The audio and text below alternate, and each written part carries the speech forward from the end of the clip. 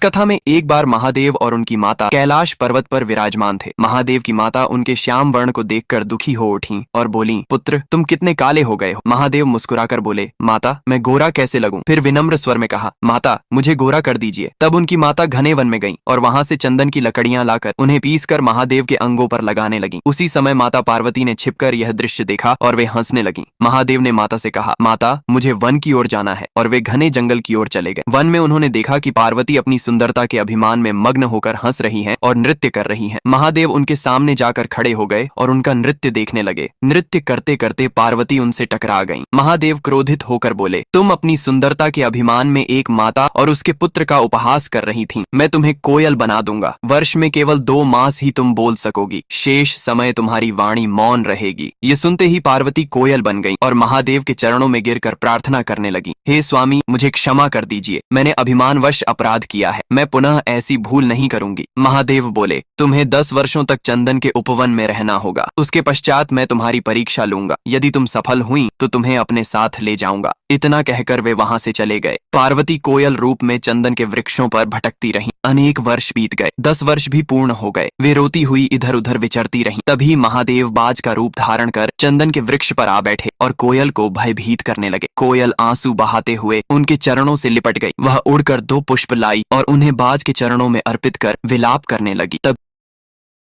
महादेव अपने वास्तविक स्वरूप में प्रकट हुए और पार्वती को कोयल रूप से मुक्त कर दिया। पार्वती अपने दिव्य रूप में आ गईं। दोनों एक दूसरे को देखकर मुस्कुराए और परस्पर आलिंगन किया। इसके बाद वे साथ साथ कैलाश पर्वत की ओर प्रस्थान कर गए। तभी महादेव और माता पार्वती दोनों मुस्कुराते हुए बोला, जो भी कोई इस कथा को देख रहे हैं उसने लाइक और सब्सक्राइब नहीं किए हैं।